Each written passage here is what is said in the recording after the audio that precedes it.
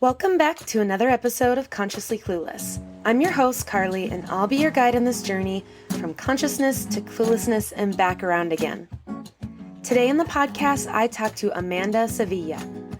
Amanda is a plant-based dietitian, Dharma Spiritual Life coach, and yoga teacher based in Southern California. Her work encompasses an integrative mix of mindfulness, plant-based nutrition, intuitive eating, life purpose coaching, energy healing, breathwork, and yoga. Her experience in chronic disease management at the clinical level, teaching yoga, hosting health workshops, and sharing her work and passion on social media has strengthened her passion for whole person healing. This conversation was amazing. Here we go. This podcast is sponsored by BetterHelp. Is there something interfering with your happiness or is preventing you from achieving your goals?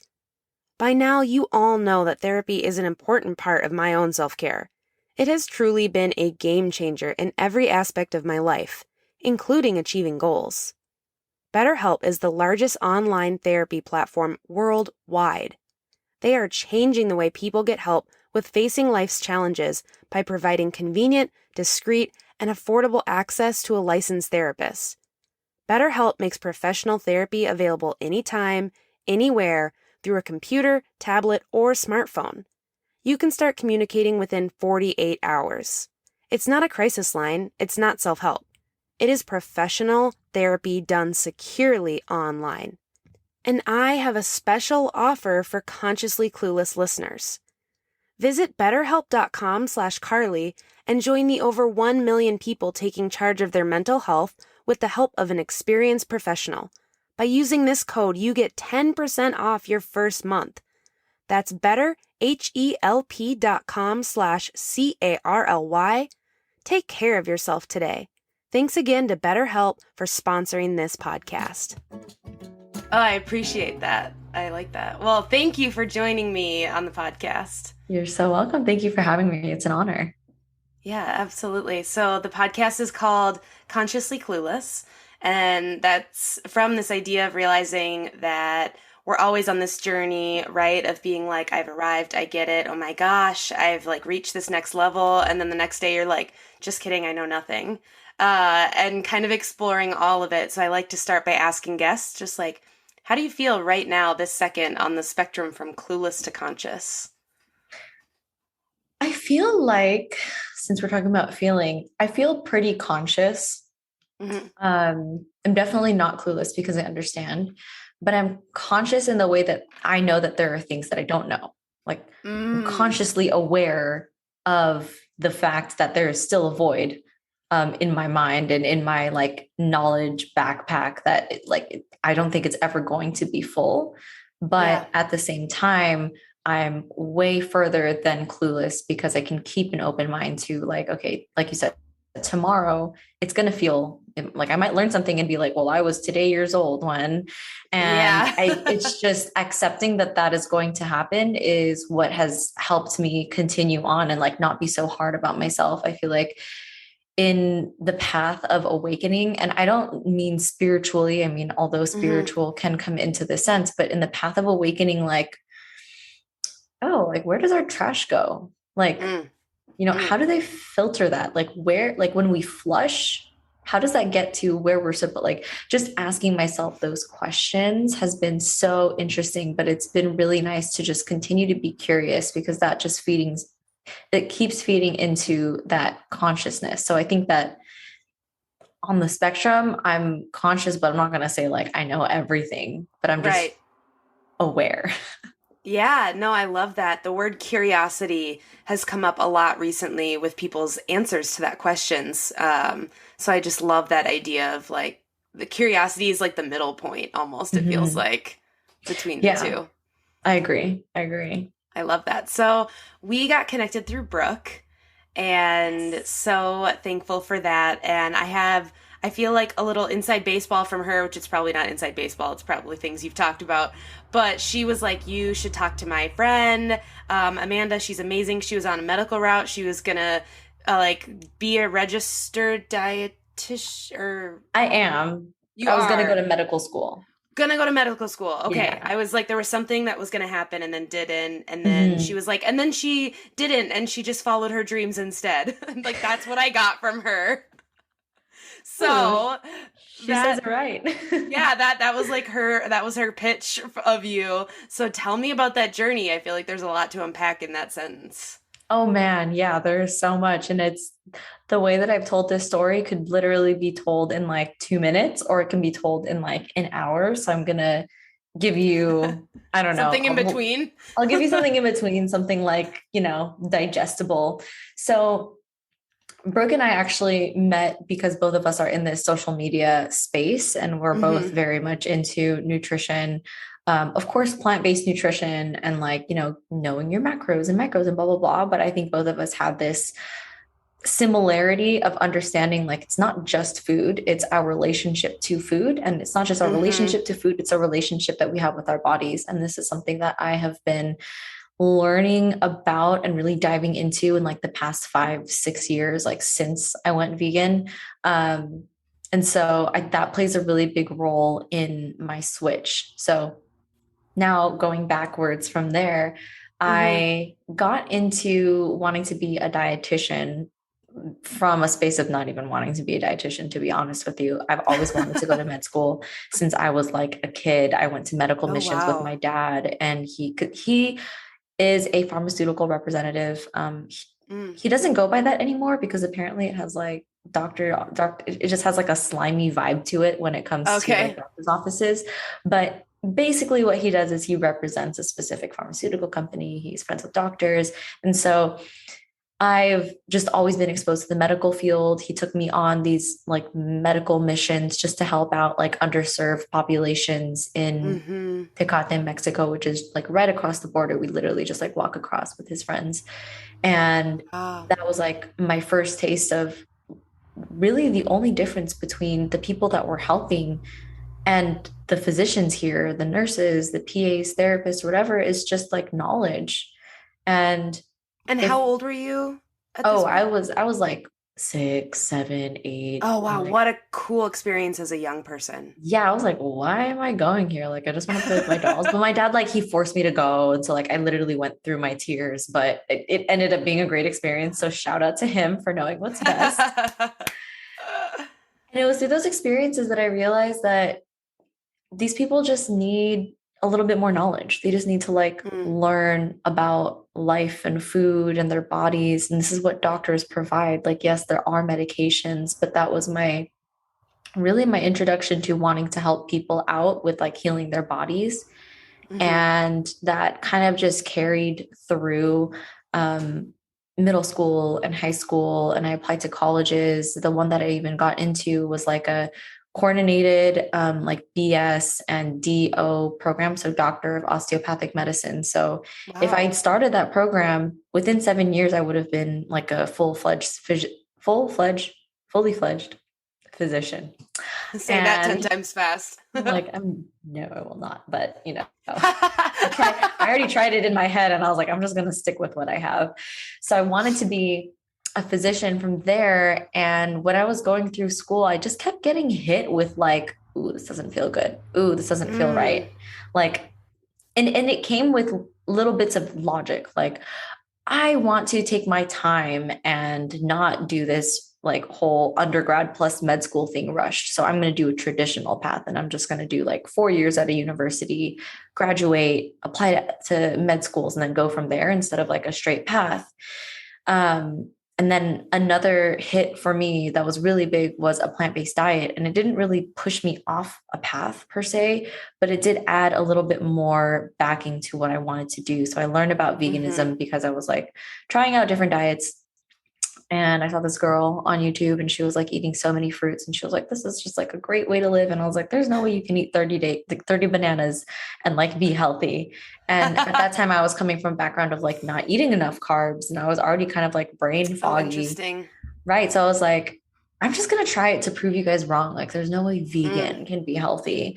And like, I'm from a Filipino background. My parents Okay. are immigrants. Like I just grew up with meat and rice. Like that's all I knew. And all Yeah. my friends did it. And so it's like, vegetarians are kind of weird. Like That's not healthy. But I tried it anyway because I had a lot of pride, and that knocks me off because after 1 week, I was like, oh man, I feel so good.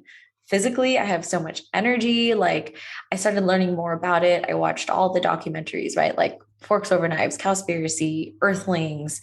And it just, I couldn't go back. I was like, oh, I think I have to be vegan because I do not want to participate in this anymore. Oh shit, I'm too far in. I'm too far in. I'm like in this rabbit hole, and now everybody's going to know. And even if they don't, like, I'll know. Yeah. And a bigger part of that for me too was seeing how a plant-based diet can really help people heal their bodies from certain diseases that I grew up watching. Like my aunts and uncles, they like popped pills. They like had their metformin for diabetes, and they always talked about how they couldn't eat fried foods because it was like not good for their heart. And I was like, oh, I guess this is just a thing that happens to us when we get older. But then I learned about dietary changes and that it actually is not only preventable and can like halt the disease, but it can actually reverse diseases in a lot of cases. And I was really inspired by nutrition, and I just wanted to be a doctor who could talk about that to their patients. Cause I'm like, that's the real medicine. Like, yeah, it's magic. It's fucking magic. And so we were just like on this path, and I couldn't see myself as a dietitian, but I wanted to learn more about nutrition. At the same time, I was across the country because I'm in California. My family is all out here. I was in Boston, and I was like getting FOMO. Everybody was getting married, having kids. And I was also really cold. Like nobody prepared me for this weather change. And I was never in Boston long enough to see the beautiful summer and spring, like I would leave to go back to California when apparently it was really beautiful in Boston. So I decided to transfer back to a program closer to my home, and that was Loma Linda University. And I went through that program. Right. It's great. And it just ended up being so divine that it was a vegetarian, like Seventh-day Adventist. So when I got there, veganism wasn't a weird thing. Like some of my professors who were like PhDs in nutrition science were also vegan. And I was like, oh, that's super cool. They knew like so cool. They knew Dr. Greger, like Dr. Joel Kahn came and like talked. And I was like, wow, this is awesome. I love it here. And also the program that I was in was coordinated. So I had everything that I needed to be a dietitian as soon as I graduated, because the internship hours were weaved within the program. So like I graduated and I was like, well, I'm this far. I might as well just take the RD exam. Like if I'm going to be a dietitian, like if I'm going to major in nutrition so that I could talk about it with my like future patients as a physician, I think it would make sense for me to like just be a dietitian since I have all the credits. I don't have to work as hard. Right. So then I started working in the clinical field, like in a hospital, and I loved seeing all of the patients. I loved seeing like the end stage. Like, of course I didn't love seeing people suffer, but I felt more connected to my mission and my purpose from there. And then after a couple of years of getting clinical experience, taking my prerequisites so I can go to medical school, like apply for it. I didn't major, I think I skipped this, but I didn't major in biology or chemistry because I just like didn't feel connected to it, but I really, really loved nutrition. And so that's why I decided to take that major. And then it was a coordinated program. So I had to take like the organic chemistry classes and like microbiology classes. I know it was hard. And like, I did it during the pandemic too. So that was even harder. And physics, like the two hardest classes I had to take during the pandemic. So I was really zoned in. I was making me sweat thinking about it. Girl, same. I kind of tuck it away and I only bring that memory back up for like conversations like this. It's like a trauma response. Right. So then, I was going through it. I started studying for the MCAT, and in that I had to like stop working at the hospital because I needed to focus on studying for the MCAT. And the long story short about the MCAT is that my body started rejecting it. Like I started breaking out in rashes and hives, and my skin was like, the eczema was getting so bad. Like I've been living in Southern California for 25 years, and like my skin has never broken out like this. And it was around the same time that I started to question, is this the kind of stress that I want to have in my life? Do I even like want to do this? Like, where, like, is it the status? What is it that I'm kind of searching for? I know that I have a mission, but I'm starting to feel less and less connected to wanting to be in that clinical space. Mm-hmm. I also was working as a yoga teacher when I graduated from my program in Loma Linda. As a gift to myself, I decided to do a yoga teacher training in India. And I've been Oh, wow. practicing yoga since I was younger. Like my sister was into it and she just taught me a few poses, took me with her to the studio. And so like throughout college, I would just like go to yoga classes or I just do some from YouTube and they were great. And I decided like, oh, I just want to go. I don't think I want to be a teacher, but I want to learn about it. And in the yoga teacher training, there's a module about like all yoga teacher training should have this, but there was like a section about Ayurveda because Ayurveda, which is the world's oldest healing system and the sister science of yoga, is a sister science of yoga. So we had to learn about it. And the doctor at the school was talking about it, just giving like basic principle introduction to it. Yeah. And I was like, man, this is so interesting. This is like literally medicine, but magical. But I'm on this path. I gotta go to med school first, and I have to like be official. And then maybe then I'll have the credentials to start talking about things that are a little less tangible for the Western world. Like that was my logic, but I'd never said it out loud at that point. I was just like, Yeah. I'll study that after. And everyone Yeah. around Yeah. me was Yeah. just like, oh, yeah, good for you. Like, be a doctor first. Cool. But in my head, I was just like, it's honestly because I think I need people to listen to me and I need to have some credentials. Right. So it was a lot of like self worth going on in there. But as I was going through the MCAT, and studying, the Ayurveda started coming up more and more. I was invited to teach a workshop to the yoga studio. The owners knew that I was a dietitian. They knew a person who was studying Ayurveda. And she led other workshops, like belly dancing workshops there as well. And they were like, you guys should team up and teach an Ayurvedic like nutrition class. Because the owners are also vegan. They would love that for their studio. And so she and I met up. I met her, and like in preparing that workshop and presentation, I feel like I didn't offer that much knowledge. Like it was all her. And I just have a really good knack for learning things on the spot and like teaching it. Cause that's how I learn. I like learn by teaching. And so if I look at the whole presentation, like all of it was just Ayurvedic knowledge. I didn't even know where Western nutrition could come in. And that got me thinking even more. And so as I was going through, like, my body doesn't like this. I feel like I'm more stressed out than ever. I'm like asking myself, is this the work-life balance that I want? Ayurveda kept coming in as I was meditating and as I was asking myself and journaling. And so there came a point in 2021. So this was just last year that I realized I couldn't do this by myself because my brain was literally, it wasn't my enemy, but it was just such a hard place to live in because I was constantly questioning myself. And I felt like an imposter because I'm doing this thing, but I no longer feel connected to it, but I'm scared to switch paths. So I started working with a transformational life coach, and she really helped me learn more about myself. And the question that I presented to her that I wanted to work on, it was originally like, I don't know if I should choose Ayurveda or medical school right now. And like, it's killing me. What it really was I don't know how to navigate choosing Ayurveda and like, feeling the reactions. I want to choose this, but I don't know how. I don't know how to accept it. I don't know how to deal with the people who might not accept that. Again, immigrant parents were so excited for me to be a physician. They had a lot of hopes for me, lots of dreams. They were like talking me up to everybody they knew. And like my dad, a lot of pressure on you. Yes, exactly. And they were already so proud of me and my projected path. And not to mention, like I told you before, I was on the social media space. So obviously I was sharing everything I was doing. And people were like, yeah, we're so excited to have like a holistic physician in this space. And I was just like, it's just no longer it for me. And I don't know how to navigate that. And so with working with her, it just, it was a lot of inner child stuff. It was a lot of like confidence stuff that I was able to work through.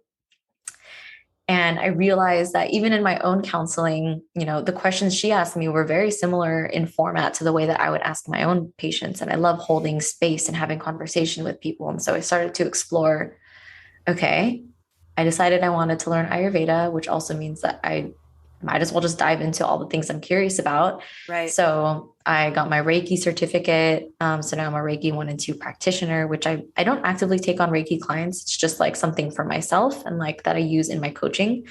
And also I decided to like learn more about coaching. I was looking for a coaching program, but one that incorporated a little bit more spirituality. And I found a coaching program called the Dharma Coaching Institute. And it's basically like soul purpose coaching. And I found that it fit really well into like my mission of helping people like heal their relationship with food as a dietitian, into intuitive eating. I found like if there's no big why, people really just don't do it. You know, it's like, why should I Yes. heal my relationship with food?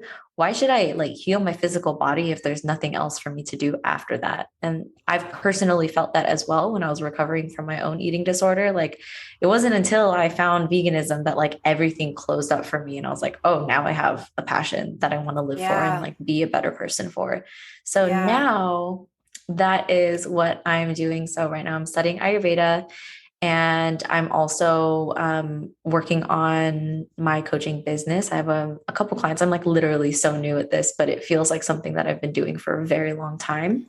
And that is the path that I made. It was just like a lot of curiosity, Mm-hmm. question asking, and really going deep and seeing like, what is it in my life and how is my body feeling? And what are the things that are holding me back from doing what I want to do?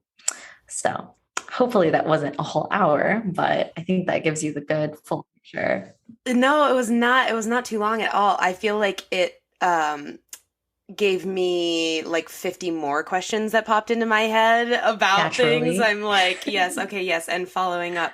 I also feel very um connected to the place that you're describing you're at right now and just like figuring that out. I quit my full-time job a few months ago to fully dive into being like a conscious living coach, help people with veganism and sustainability and just like living a more connected life to be more connected. Be Not that connected. wasn't my That's greatest all it elevator is. speech, but and then I was just like your path. I was like, yep, I did this coaching, and then I was like, yep, I'm gonna get my 200 yoga hour teacher training, and then I got my Reiki 1 and 2, Hey. and yeah, I was just like, as you were speaking, I was like, oh my god, same, oh my god, same, like trying to figure out and put it all together until it like all the pieces were there. So I totally relate to that. But some things that came up when you were describing all that, I'm really curious first to hear, since the question ended up being how basically how will this be received? How will my decision be received? How was it received? How it was received. I actually lightened the blow a little bit because in trying to make the transition away from going to med school, I started interviewing a lot of people who were either physicians or they had family members who were physicians, most especially like children of physicians, because I'm in my mid 20s. I'm going to get married next year. And like, we definitely talk about kids a lot. And there's always the assumption that we can do anything, but at the same time, like at what cost? So yeah, I just Mm-hmm. asked my friends who had like physician parents what their childhood was like and how they had their relationship with their parents. This podcast is supported by Who Gives a Crap. Who Gives a Crap is an eco-friendly toilet paper company that donates 50% of its profits to help ensure everyone has access to clean water and a toilet within our lifetime. Who Gives a Crap has donated almost $8 million US to nonprofit organizations who help provide clean water and toilets all over the world. Who Gives a Crap is delivered straight to your door with carbon neutral delivery. I love that it comes that way. I don't have to think about it. It's an automatic subscription, and I want you to try it. You can check out Who Gives a Crap and get $10 off your first order over $54 with the code CARLY10. That's CARLY 10, or check out the link in the show notes. This podcast is sponsored by TerraSeed. TerraSeed is on a mission to disrupt the vitamin industry, empower vegans, and reduce plastic waste in the world. They put everything plant-based people struggle to get in an all-inclusive, vegan, compostable package multivitamin that replenishes them and our planet every single day. Seriously, y'all, win, win, win. Even if you're not vegan, This vitamin will help you get those key nutrients that you need. I am so excited to share a discount code for your first purchase. Use code CARLY50 at checkout to get 50% off. Again, that's CARLY50 for 50% off your first purchase at terraseed.com. Don't forget this code so they know I sent you.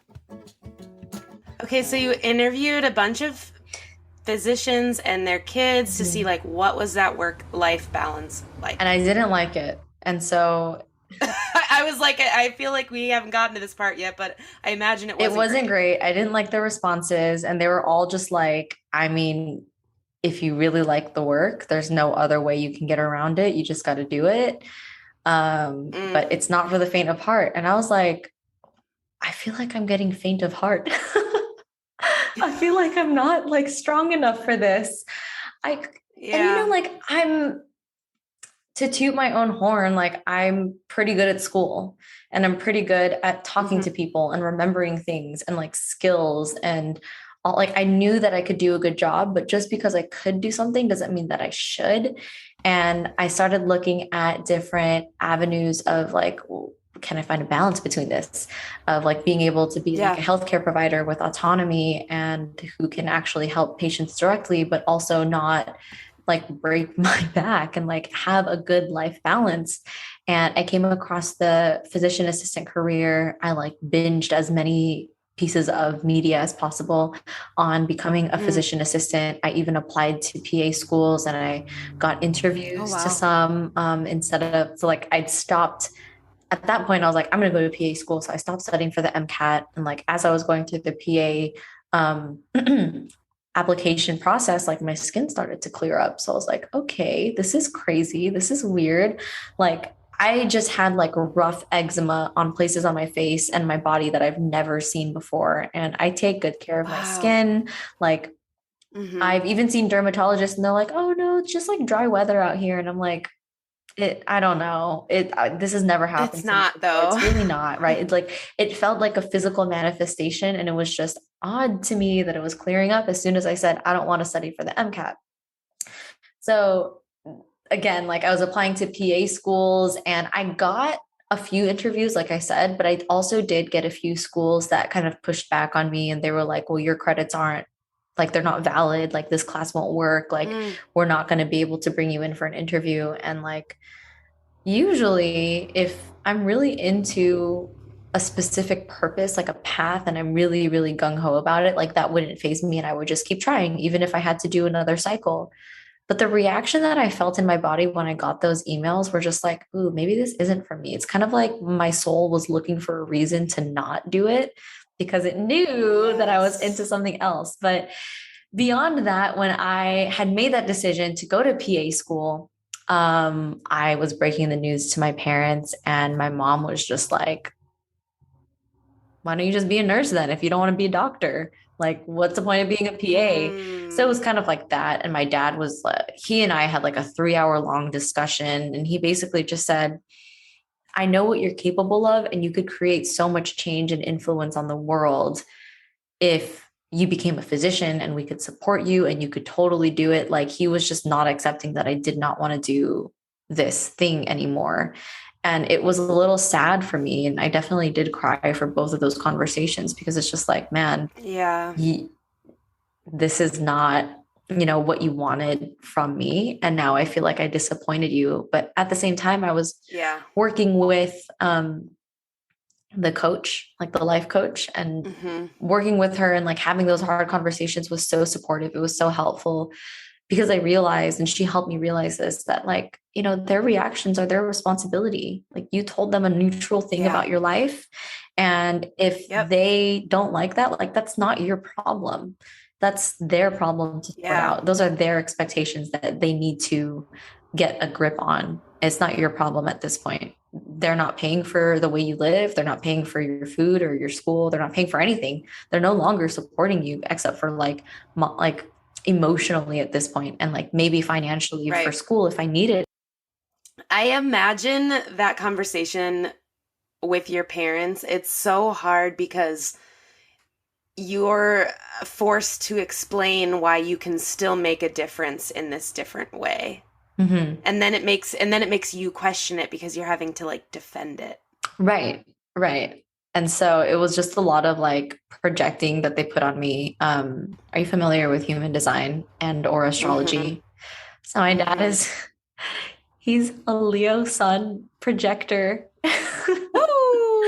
Right, Ooh. right. Yeah. And like a Capricorn moon. And I'm like, okay, yeah. That's a lot of intensity. Right, right. He's a very intense man and he has a lot of great ideas, but at the same Mm-hmm. time, they're not, they're his ideas. They don't have to be mine. And I've just like Right. always been like growing up. I'm the youngest of like four kids. So I've always been daddy's girl. And that conversation with him was the absolute hardest.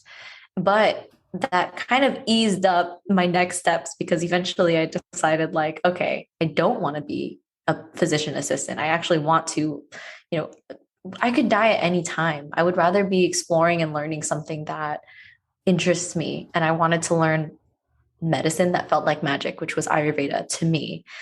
Yeah. And and so I actually didn't tell them when I decided to do it. It just kind of comes up in conversation where they're just like, oh, well, are you like, how's PA school applications? And I'm like, oh, well, like, I'm studying Ayurveda right now. I'm just like not doing that right now. And it just like, it became less of an announcement and more of a conversational Mm. piece. But by then I've already done so much work inside that any reaction that they wanted to have with me was fine. Like I just had to see and understand like there's a little part of you like as a little child, like I'm looking at my parents and just thinking about this, like there's a little child in there who's just like you didn't get what you wanted and I'm sorry that that's the way it is, and we could either not talk about it or like I can just like hold you in this space or I can just help you out in navigating these emotions that you're having to like as a reaction to something that's just out of your control at this point. And I just Yeah. found it so much easier in doing the work for myself. Like I found it so much easier to have conversations with them, even if what they had to say to me wasn't nice or wasn't helpful or supportive. It was just like, you had such a different upbringing. You didn't have all the choices that I had. Yes. Like they literally Yes. came here. My mom was pregnant. They were in their early 20s. They had like one aunt out here in Wow. California. And I like grew up in the same city that I'm in right now. Like my parents helped me pay for college. I have a degree. I'm just so much more privileged and I Right. have all these things that they just didn't have. And I'm so grateful for that. At the same time, I don't owe them anything. And that might sound harsh and like some of your listeners might not understand that, but I have a feeling that you Yeah. get it. Like as Yeah. as a child, like I don't, and as children of parents, like we don't owe our parents anything. They decided to Mm-hmm. bring us into this world, Mm-hmm. and like we can be kind. We should be kind to people, but at the same time, we shouldn't feel obligated to do something for them because it's like, oh, I feel guilty that I exist. I found that in the inner work that I've done, like what I need to do for people is just show up as my best self in whatever Yes. capacity. And again, if they don't like it, if they receive it like harshly, that's not my responsibility. And it's better for me, for everybody to just let it slide than to hold on to it and try to pick up the pieces for every single person who has that negative reaction. And Right. so, I'm going to your question. Mm-hmm. Once I realized that I could navigate this reaction with my parents, like it was just so much easier for everyone else because nobody Right. is as difficult to deal with than your immediate family. And my siblings are always Right. supportive of me. They have their own lives. They're adults. They're just like, yeah, do what you want to do. Be happy, whatever. Like we know you could be a doctor, but you could also be anything you want to be. So that felt really nice. Right. And then my extended family, again, so much easier because I could speak to my parents about it and I could accept their reactions. So I've gotten reactions from my extended family, kind of like, so you're not going to be a doctor anymore? Aw, like they were sad about it. And I'm like, okay, yeah, it is kind of sad. Like, I'm sorry you're going through that. Right. But this is really exciting for me. And I also have a social media platform, and a lot of my family members follow me on there. And so they kind of knew it was happening probably before my parents knew it was happening. So in that case, it was just easy for me to communicate that with them. And having a social media platform and family and friends watching you is a really interesting dynamic because they know everything about your life and like you don't have to say a word. I prefer that, to be honest. It's like, okay, cool. You guys know that I'm doing this. I don't have to explain. You get why I like it. You Cool. saw it. Awesome. Yeah, I don't need to Yep. have that like that small talk conversation with you. So that Yes. was the big picture on how it was received. But I think the biggest component was how am I going to react to the way they react? Right. Absolutely. What an important shift and what a cool shift that you're making as you're going into this field, right? Like Totally. that just feels exactly like what you will be assisting others in doing is Yeah. making those like big like cosmic shifts in how we view the world and how we view ourselves in it. Exactly. Exactly. And this is like, I woke up to that and I realized I had gone through this. I mean, I feel like I went through it pretty gracefully and like learning about it and Hmm. being open. And now I just want to hold the space for other people to do that as well. I felt really lucky Yeah. because I had connections to somebody who is a coach who offered this. And I was kind of curious, like, I wonder if this could help me. And it did. And so now I just want to be able to provide that for other people because if I'm going through this, I'm sure so many other people are, and they have been. Right, absolutely. So the institute where you're doing your training, is that the one that Sahara Rose? Hmm. Is that okay? I sounded familiar. I followed her for a really long time, Hmm. ever since doing my yoga teacher training and getting like interested in Ayurveda, but not like pursuing anything else in it. I've Hmm. just been following her for a long time, and I looked at that when that I was just like, that sounds so cool. So I'm so interested to see as you go through that journey of that coaching process. I bet it's amazing. It was amazing. So I graduated well, I think I graduated in May. That was the end of it. And it's Oh, you're only done. 2. Okay, I misunderstood. You're Yes, done. I finished. I finished. Like it was a Okay. really fast process. Like I decided I didn't want to be a doctor. I did my Reiki training. I was open to coaching. I wanted to be a coach. One of my friends went through DCI, Dharma Coaching Institute, and I asked her questions about it. And I was like, hell yes, this sounds so much like me. And I could add This this is to my it. repertoire. And I went through it and I was like, okay, I could see how this wouldn't be everyone's cup of tea, but this is so my cup of tea. And like there are hundreds of people in here who want to do the same thing. So I just assume that there are plenty of other people interested in like spiritual life coaching and soul purpose coaching. I really love that throughout your story, like something at least I'm noticing is that it feels like a lot of it was trusting yourself. Like a Yeah. lot of making the decisions you made, like those are big things. And of course, doing that inner work is sounds like it was a huge part of that. But like a lot of it, I think sometimes comes down to, and it sounds so simple almost. It sounds like too Yeah. simple. It sounds like I'm being like kind of flippant, but it really is just like, oh, that gut feeling that made me stop in my tracks and said something's not right here. Like there's a reason it's there. I should Hmm. probably listen to that, but we don't get taught to listen to that. Hmm. Totally. Yeah. And I'm like, Yeah. not projector, super generator, right? And Mm, so that gut feeling, I didn't realize that it is the way that I make my decisions until I learn more about human design. And I feel like that's just another tool that I'd love to use to help people understand how to start trusting themselves because there are different ways that we trust ourselves. Some of us it's in our heart, some of us it's like with our emotions, with our gut feeling, but it's always like somewhere in the body. And this yeah. is something that I learned too when I was going through my coaching with the transformational life coach. A big thing that we worked on was that trusting my own decisions, having inner clarity, trusting what I wanted to do, trusting that no matter what choice I made, like there are no wrong choices. It's just supposed to happen that way. And Yeah. it is really interesting because right now I'm being reminded of a conversation I had with a physician when I was a nutrition student in Loma Linda.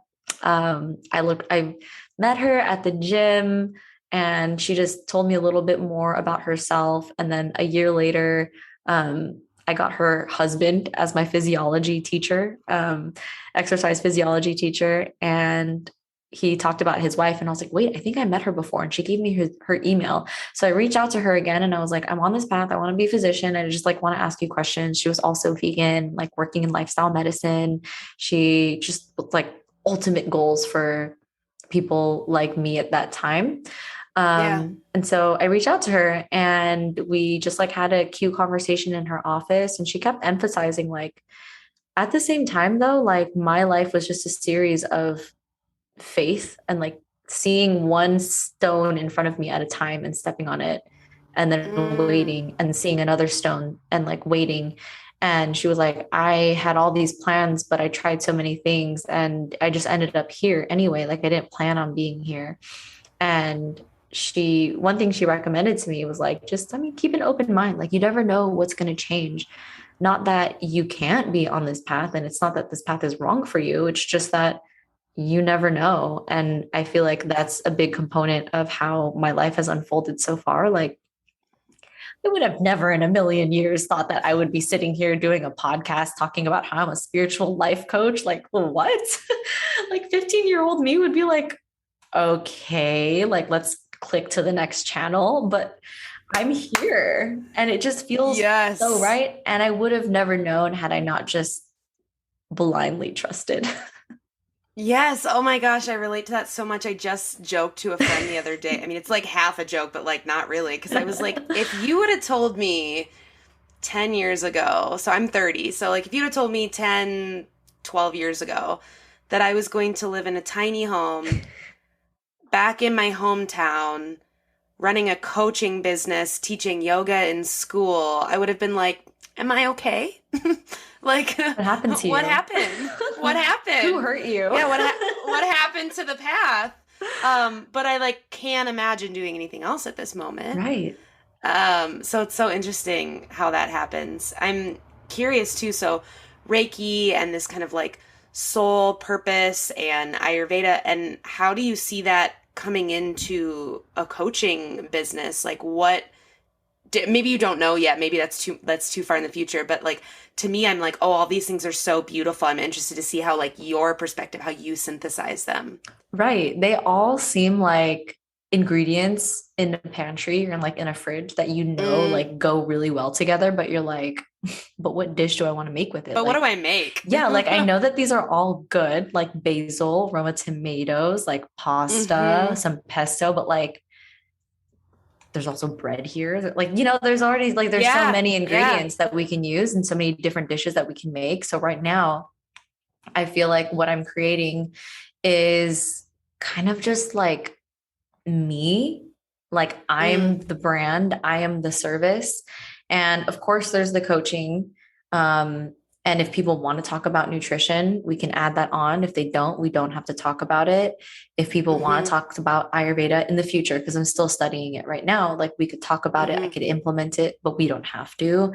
If they want to talk about veganism, we can, but we don't have to. Ultimately, right. I just want to continue on this path of really enjoying the discovery of things that I like to do, the things that like my soul is like magnetized towards, and present my offering as just my whole self, my presence, my time, my attention. And that's kind of how I've always been. It's like, I can't give you like a solid, like one specific offering, but what I can do is talk to you and you tell me what you're looking for. And I can tell you like that fits or that doesn't fit. And that's just been how I've been able to work with my clients so far. Like we talk about different things, but at the end of the day, I'm drawing on my experiences, on my own passions, on the knowledge that I've attained so far from the things that I've studied, and putting it into a way that's like specifically designed for that person. And that's like what astrology is, and that's what Ayurveda is, and that's what like yoga is too, right? Like everything is so individual. Somebody might have a wrist cramp. Somebody might have like something going on with their knee. And so you have to like use your knowledge and your experience and also your own empathy to figure out, okay, how do I best serve this person, and use my skills, kind of use everything that I know as just like a vessel to bring them to a place of more love and to give them more service. Because that's ultimately what it is, right? We just want to serve others, and we want to love others, and we want to share that love through our service, and we want to serve other people through love. It's like, sounds so corny when I say it, but like this, like you understand this because you're nodding and all my friends. I know. I'm like, I like can't stop nodding my head. I'm like, I forget. I'm like, yep. Yep. And like a lot of my friends, like we get it. It sounds corny, but like ultimately, if you chalk it down, it's just love and service. And that's how I want to give to others. So whatever it is that I have that I can offer, I want to give. And I know that there's value in niching and having a specific offering, right? But at the same time, I just love having conversations with people. I love asking them questions. Yeah. I love making them think, and I love holding space and helping them understand that they're not alone, and like literally everything that they want and that they need to be the person that they want to be is within them, or they have the connection to get there. Yes. Oh, that's so beautiful. So I'm looking at time, and hopefully listeners didn't notice too much, but we have a few technical difficulties with this Zoom today. So I'm wondering if you'd be interested in doing a part 2, because I feel absolutely. Like we just like scratched the surface, and we didn't even get into like the nutrition and the veganism and like the Ayurveda and all that stuff, like really. So I would love to hear more about that if you're into it. Oh, I would absolutely love to do a part 2. What I love about podcasts, but also hate at the same time, is how fast they go, because I feel like you just got my introduction and like now I have to say bye. There's so much more. For part 1, is there anything you want to share before we wrap up? Anything that listeners need to hear from you that's on your mind, on your heart? It's on my heart and on my mind. Let me just get kind of still and allow some thoughts to come through.